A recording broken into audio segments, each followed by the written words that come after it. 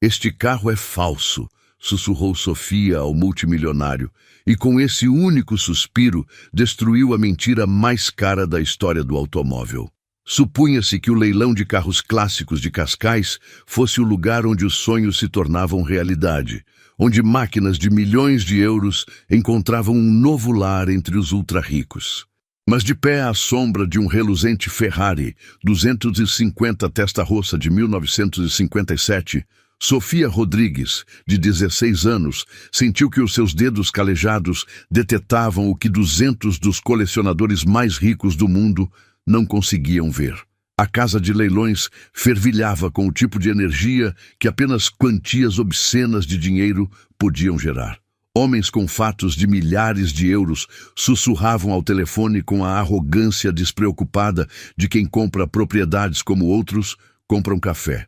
Mulheres cobertas de joias que valiam mais que as casas da maioria das pessoas deslizavam entre os carros expostos, os seus saltos a ressoar contra o mármore polido que refletia mais riqueza do que todo o bairro de Sofia alguma vez vira. Sofia não pertencia àquele lugar. Ela sabia-o, e o que era pior, todos os outros também o sabiam. A camisa de trabalho, manchada de graxa do seu pai, e as suas próprias calças de ganga em segunda mão, marcavam-nos como forasteiros naquele templo de adoração automobilística. João Rodrigues forjara a sua reputação ao longo de 30 anos de trabalho honesto, convertendo metal oxidado em motores que ronronavam na sua pequena oficina em Loures. Quando a casa de leilões telefonou desesperada à procura de alguém que pudesse verificar a autenticidade da sua joia da coroa, um Ferrari, aceitaram relutantemente a sua experiência, deixando bem claro que a sua filha adolescente era um peso indesejado. "Fica calada, minha filha", sussurrou-lhe o pai ao entrarem na impecável sala de exposições. "Esta gente não nos vê como iguais. Estamos aqui para fazer um trabalho e ir embora." Mas Sofia herdara algo mais que o gênio mecânico do seu pai. Herdara a sua incapacidade de ficar em silêncio quando algo não estava bem. O seu avô, Carlos, o mestre Rodrigues, fora uma lenda no mundo das corridas clandestinas de Portugal dos anos 60, um homem capaz de detetar um motor trucado do outro lado de um estacionamento. "O metal não menta, pequena", costumava dizer-lhe antes de o cancro o levar. "Conta histórias a quem sabe escutar." Agora, enquanto seus dedos percorriam a carroçaria supostamente original do Ferrari, o metal gritava uma história de engano. A pintura não parecia autêntica, era demasiado perfeita, carecia das subtis imperfeições que acompanham o envelhecimento autêntico. Os rebites eram precisos como os de uma máquina, quando deveriam ter sido martelados à mão. O mais condenatório de tudo era que os números de série tinham sido alterados por peritos, mas não o suficiente para enganar alguém que passara a vida a aprender a ler a linguagem secreta do aço e do cromo. Junto ao carro encontrava-se Vicente Cruz, o multimilionário magnata tecnológico, cujo império fora construído sobre os ossos de pequenas empresas que esmagara sem piedade. O seu cabelo prateado estava perfeitamente penteado, o seu sorriso era tão polido como os carros que o rodeavam, e a sua reputação de conseguir o que queria era lendária.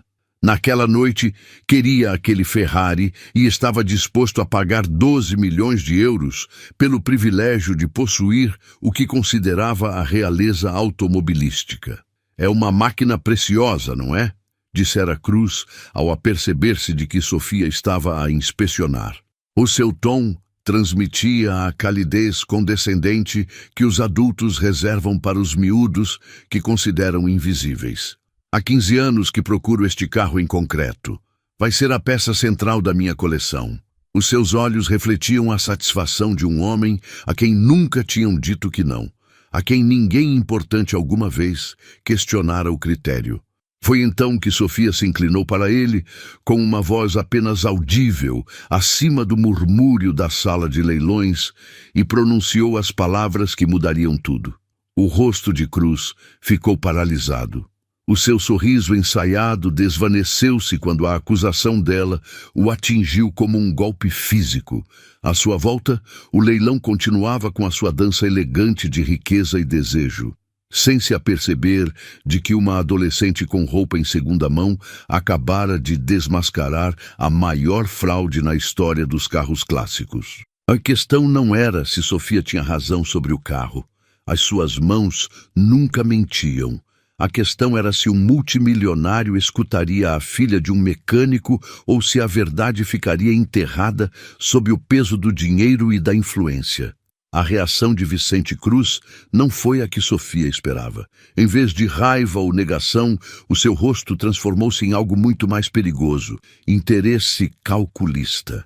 Os seus pálidos olhos azuis, que momentos antes a tinham descartado como irrelevante, agora estudavam-na com a intensidade de um predador que avalia uma presa inesperada.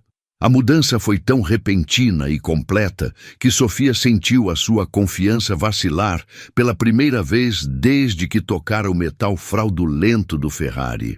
Essa é uma acusação bastante grave, jovenzinha, disse Cruz, baixando a voz até a converter num sussurro que de alguma forma resultava mais ameaçador que qualquer grito.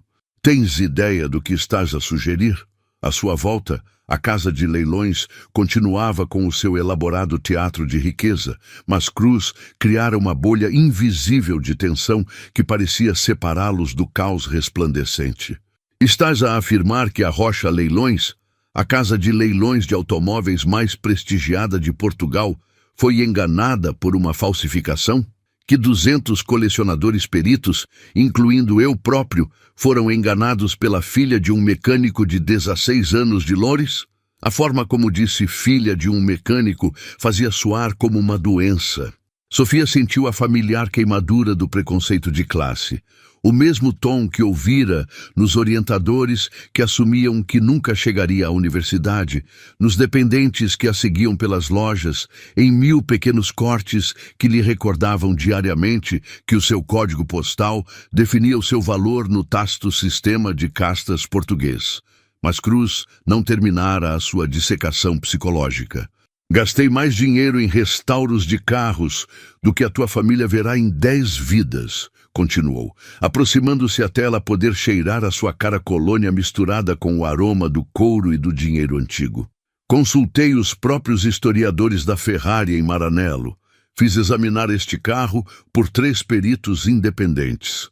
A sua proveniência é impecável, propriedade documentada desde a sua venda original em 1957, através de 7 colecionadores anteriores, cada um deles um pilar da comunidade automobilística.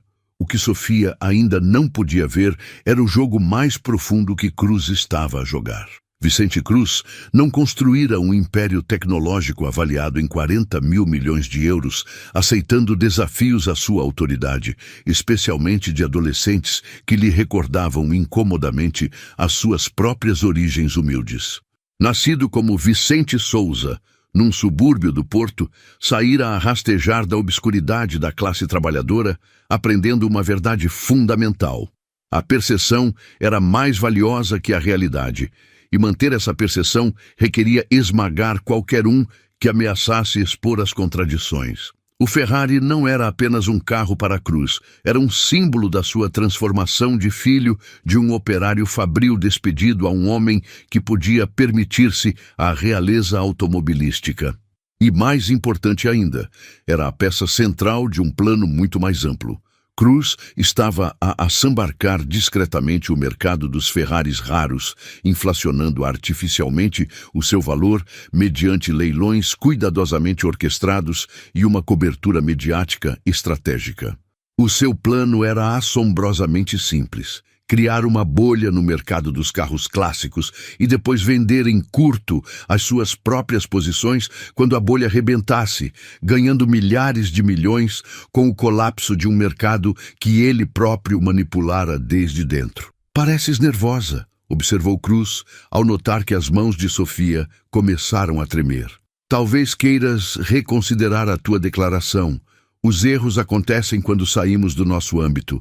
Estou disposto a ser compreensivo com este mal-entendido. O seu tom transmitia a falsa calidez de um agiota que oferece uma prorrogação de pagamento. Sofia reconheceu a manipulação pelo que era, uma tentativa de a fazer duvidar da sua própria experiência, de a convencer de que a sua origem operária a desqualificava para desafiar a autoridade dele. Mas Cruz cometera um erro crucial na sua guerra psicológica. Assumira que o tremor de Sofia era medo, quando na realidade era raiva. O tom condescendente, o desprezo casual pela experiência da sua família, a suposição de que a pobreza equivalia à ignorância. Cada palavra avivara um fogo que se acumulara ao longo de toda a sua vida. Já não se tratava apenas de um Ferrari falso, tratava-se de todas as vezes que alguém olhara para as mãos calejadas do seu pai e decidira que a sua opinião não importava.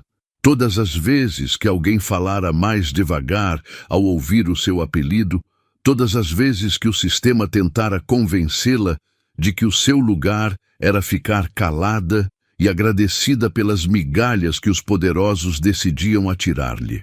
João Rodrigues, que observara a conversa do outro lado da sala enquanto fingia examinar um Jaguar E-Type, começou a aproximar-se. Podia ler a linguagem corporal da sua filha como um livro aberto e sabia que aquela postura concreta dos seus ombros significava que alguém estava prestes a aprender porque a família Rodrigues sobrevivera 3 gerações num negócio que comia vivos os fracos. Sofia não recuava. Estava a preparar-se para uma luta que traria à luz não só um Ferrari falso, mas todo um sistema construído sobre a premissa de que o dinheiro podia comprar a verdade. A verdadeira pergunta não era se Sofia tinha razão sobre a autenticidade do carro. A pergunta era se Vicente Cruz permitiria que a filha de um mecânico destruísse o plano financeiro mais ambicioso da sua carreira, ou se usaria todas as armas do seu considerável arsenal para a silenciar antes que pudesse destapar a fraude que desmoronaria o seu império. As linhas de batalha estavam traçadas entre os privilégios herdados e a experiência ganha, entre os que compravam o respeito e os que o impunham através da competência. O que nem Cruz, nem ninguém mais naquela deslumbrante casa de leilões se aperceberam foi que Sofia Rodrigues herdara mais que o gênio mecânico do seu avô. Herdara a alma de uma lutadora de rua que aprendera que, às vezes, a única forma de vencer um sistema viciado era parti-lo completamente. A mente de Sofia acelerou, enquanto as táticas intimidatórias de Cruz a inundavam como ruído de fundo. Enquanto ele tagarelava sobre as suas credenciais e conexões, ela catalogava mentalmente cada detalhe que demonstrava a natureza fraudulenta do Ferrari. A voz do seu avô ressoava na sua memória. Quando os ricos tentam calar-te, pequena, é porque sabem que tens razão. O que Cruz não sabia era que Sofia estivera a documentar tudo desde o momento em que tocara no carro. O seu telemóvel, discretamente colocado no bolso do seu casaco, estivera a gravar toda a conversa. E, mais importante ainda, tirara fotografias detalhadas das inconsistências no número de série, das irregularidades na pintura e dos sinais reveladores da fabrico moderna disfarçada de artesanato vintage. «Estás muito calada agora», disse Cruz, confundindo o seu silêncio estratégico com capitulação. «Fico contente por começares a compreender a gravidade de fazer acusações infundadas contra os teus superiores». A palavra superiores atingiu Sofia como uma bofetada e teve de morder a língua para não explodir. Do outro lado da sala de exposição, João Rodrigues estava a ter a sua própria revelação. Estivera a examinar um Corvette de 1963, supostamente restaurado, quando algo chamara a atenção do seu olho perito. Os números de fundição do bloco do motor não coincidiam com a data de produção documentada do carro. Depois, notou outra inconsistência num Shelby Cobra próximo. e outra num Porsche 911. Um arrepio percorreu-lhe as costas quando o padrão se tornou evidente. Não se tratava de um único Ferrari falso, tratava-se de uma fraude sistemática à escala industrial. Entretanto, Sofia estava a executar um plano que teria orgulhado o seu avô. Enquanto fingia acobardar-se perante os insultos de Cruz, na realidade, estava a enviar uma mensagem de texto cuidadosamente redigida à sua melhor amiga Rosa, que trabalhava a tempo parcial na cadeia de notícias local. Põe-te em contato com Miguel Santos, o repórter de investigação da RTP. Diz-lhe que a Sofia Rodrigues tem uma história que vai revolucionar o mundo dos carros clássicos. A resposta de Rosa foi imediata. O Santos está intrigado. Estará aí em 20 minutos com uma equipa de câmaras. A beleza da estratégia de Sofia residia na sua simplicidade. Cruz podia intimidar uma adolescente e o seu pai, mas não podia silenciar uma equipa de notícias que transmitia em direto para milhões de espectadores. O leilão de carros clássicos atraía a atenção dos média precisamente pelas somas astronômicas que implicava. A RTP planeara fazer uma reportagem superficial sobre milionários e os seus caros brinquedos. Em vez disso, estavam prestes a obter o escândalo automobilístico da década. "Creio que terminamos aqui", disse Cruz, com uma voz que transmitia a firmeza de um juiz a ditar sentença. "Sugiro que tu e o teu pai cobrem os vossos honorários e se vão embora antes de continuarem a fazer figura ridícula." Virou-se para ir embora, seguro de ter intimidado com sucesso uma família de classe trabalhadora para que se submetesse. Mas Cruz cometera o erro fatal de subestimar a rede de apoio de Sofia. Não se tratava apenas de uma rapariga contra um multimilionário, mas de uma família e uma comunidade que levavam gerações a lutar contra os sistemas de opressão. Quando Cruz começou a afastar-se, Sofia gritou suficientemente alto para que os colecionadores próximos a ouvissem. "Senhor Cruz, antes de gastar 12 milhões de euros, não quer saber por que os números de série desse Ferrari foram alterados com tecnologia de gravação a laser que não se inventou até 1995? A confiança na sua voz atravessou o murmúrio da casa de leilões como uma espada. Várias cabeças viraram-se, incluindo a da reconhecida jornalista automobilística Patrícia Vasconcelos, cuja denúncia sobre Porsches falsificados enviara 2 concessionários para a prisão federal. A armadilha estava montada. Cruz podia continuar a caminhar e parecer culpado, ou podia virar-se e enfrentar um desafio público à sua autoridade por parte de alguém que acabara de descartar como irrelevante. O que Cruz não sabia era que o seu império de mentiras cuidadosamente construído estava prestes a desmoronar-se, não por culpa dos investigadores federais ou de multimilionários rivais, mas por uma jovem de 16 anos que aprendera que a integridade era a única coisa que o dinheiro não podia comprar e o poder não podia corromper. Vicente Cruz ficou paralisado a meio da marcha como um homem que acabara de pisar uma mina terrestre. O comentário sobre a gravação a laser acertara em cheio com precisão cirúrgica, e Sofia pôde ver o momento exato em que a sua fachada de confiança se fendeu. À sua volta, o murmúrio refinado da casa de leilões começou a transformar-se em algo mais predador quando os colecionadores próximos percepcionaram sangue na água. "Isso é impossível", disse Cruz, virando-se com um sorriso tão forçado que parecia sustentado com arame. "Gravação a laser em 1995? Jovenzinha, está claro que está confusa sobre as técnicas de restauro de automóveis." Mas a sua voz trazia um tremor que traía as suas palavras. Sofia notou como as suas mãos começaram a tremer ligeiramente.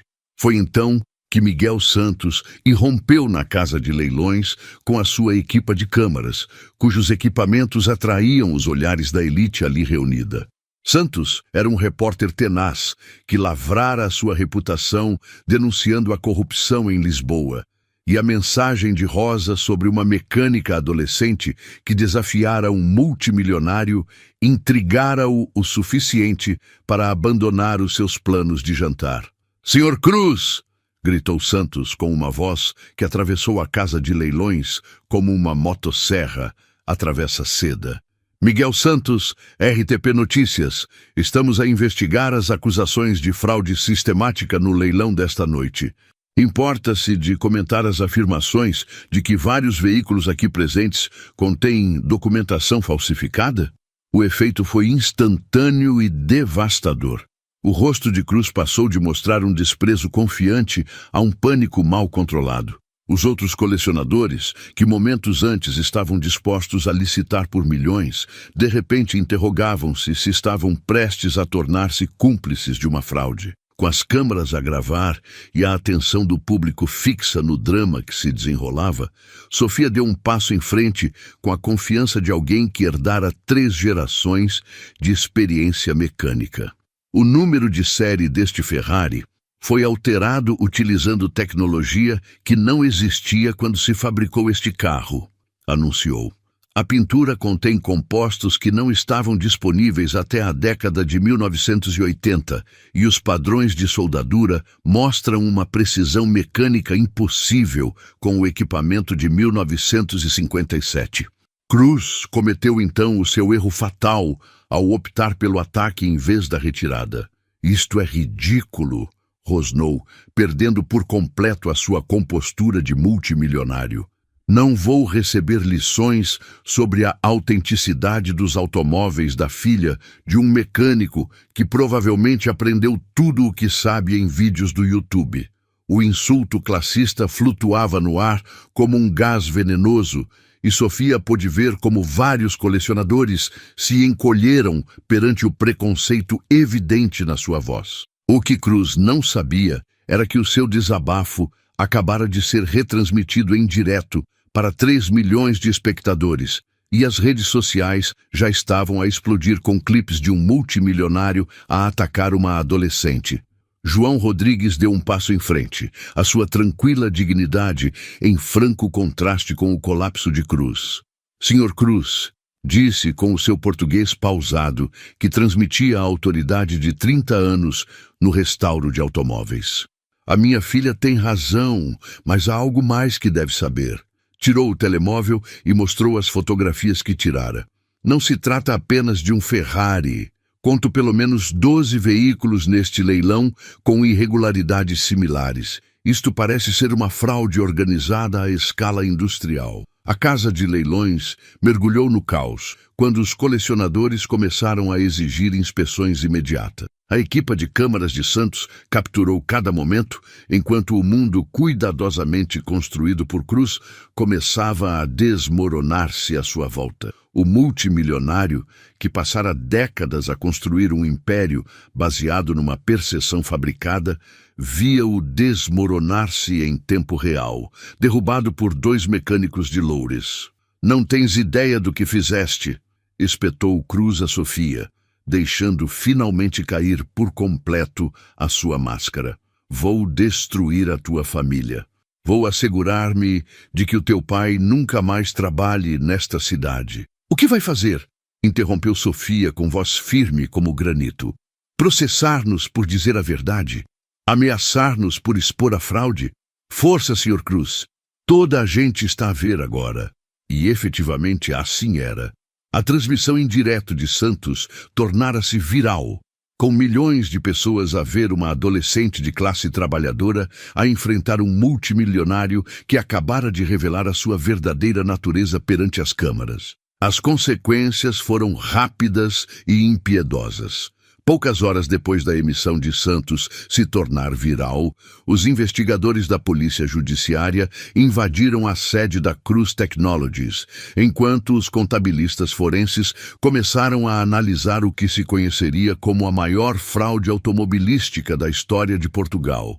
A hashtag Graça Money tornou-se um grito de guerra para os portugueses de classe trabalhadora que levavam décadas a ver como os multimilionários escapavam das consequências. E a imagem de Sofia, de pé desafiante perante um Ferrari falso, enquanto um multimilionário se desmoronava atrás dela, converteu-se na fotografia definidora da luta de uma geração contra a corrupção institucional.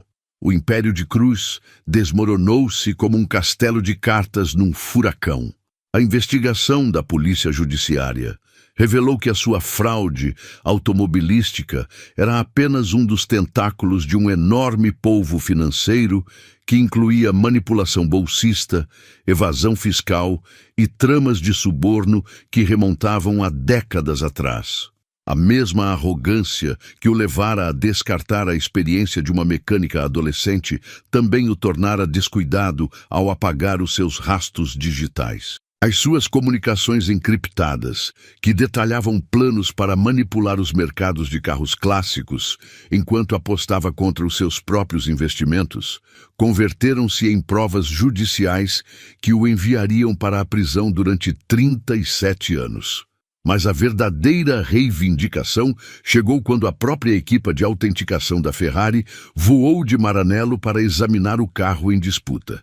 O mestre artesão Antônio Benedetti, que restaurava Ferraris desde a década de 1960, deitou um olhar às provas de Sofia e declarou que se tratava da falsificação automobilística mais sofisticada que vira. A análise da pintura com dióxido de titânio teria bastado por si só para descobrir a fraude, mas a descoberta da gravação a laser de Sofia revelara técnicas de fábrico que não existiriam até 40 anos depois da suposta data de criação do carro. A transformação da família Rodrigues foi igualmente dramática. A experiência de João, repentinamente reivindicada em âmbito nacional, levou-o a assinar contratos de consultoria com importantes casas de leilões desesperadas por evitar os seus próprios escândalos de fraude. Sofia encontrou-se a receber ofertas de bolsas do MIT, Caltech e Stanford, universidades que nunca tinham recrutado alunos do seu liceu de Lourdes, que carecia de fundos. E mais importante ainda, demonstrara que a integridade e a experiência podiam triunfar sobre a riqueza e a influência quando se contava com a coragem e a plataforma adequadas. O efeito dominó estendeu-se muito para além da história de sucesso de uma família. A exposição de Cruz desencadeou uma investigação exaustiva sobre a fraude nos leilões de luxo que revelou uma corrupção que se estendia de Cascais até Mônaco. Dezenas de colecionadores milionários descobriram que tinham pago fortunas por falsificações elaboradas, enquanto os peritos de classe trabalhadora, que tinham sido desprezados e marginalizados durante décadas, se viram de repente muito solicitados, já que a indústria tentava desesperadamente reconstruir a sua credibilidade. 6 meses depois, Sofia compareceu perante uma comissão da Assembleia da República que investigava a fraude financeira nos mercados de luxo, e o seu testemunho foi retransmitido em direto para milhões de portugueses ávidos de responsabilidade. O problema não é que os ricos se tenham deixado enganar por carros falsos, disse aos legisladores reunidos. O problema é um sistema que valoriza automaticamente a riqueza acima da experiência, as suposições acima das provas, os privilégios acima da verdade. Quando se descartam as pessoas pelo seu código postal ou pela profissão do seu pai, criam-se pontos cegos que os criminosos aproveitam. As suas palavras desataram um debate nacional sobre os preconceitos de classe nos testemunhos dos peritos, o que levou à criação de novas diretrizes que exigiam que os processos de autenticação incluíssem perspectivas diversas, independentemente dos antecedentes sociais do avaliador. O protocolo de autenticação, Sofia Rodrigues converteu-se no padrão de referência para a verificação de artigos de luxo, garantindo que se valorizasse a experiência acima do pedigree na hora de determinar a autenticidade. O próprio Cruz converteu-se num símbolo das consequências dos crimes de colarinho branco, e a sua queda de multimilionário a preso número 4.72919 serviu de aviso a outros que acreditavam que a sua riqueza os tornava intocáveis. Durante a sua sentença, foi obrigado a escutar a leitura em voz alta da declaração de impacto da vítima de Sofia. O Sr. Cruz pensou que podia calar-me porque sou jovem, porque a minha família trabalha com as mãos, em vez de mover dinheiro em computadores. Aprendeu que a verdade não lhe importa a sua conta bancária e que a justiça não revê a sua carteira de ações antes de ir atrás de si. O Ferrari que iniciara tudo acabou no Museu do Automóvel de Caramulo, exposto não como uma obra de arte automobilística, mas como prova de como a gente comum pode derrubar uma corrupção extraordinária. A placa que tinha debaixo dizia: denunciado por Sofia Rodrigues, de 16 anos, demonstrando que a integridade é a moeda mais valiosa em qualquer sociedade. Hoje em dia, Sofia estuda engenharia mecânica no MIT com uma bolsa completa, enquanto o seu pai dirige a Rodrigues Automotive Authentication, o serviço de verificação mais fiável da Europa.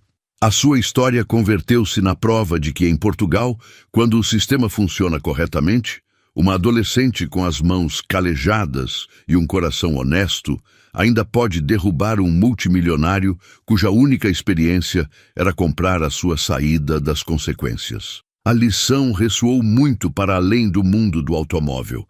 Numa sociedade construída sobre a premissa de que o dinheiro é sinônimo de verdade, às vezes precisa-se de alguém que não tenha nada a perder para demonstrar que o Ferrari do imperador, tal como as suas roupas, não era mais que uma cara ilusão.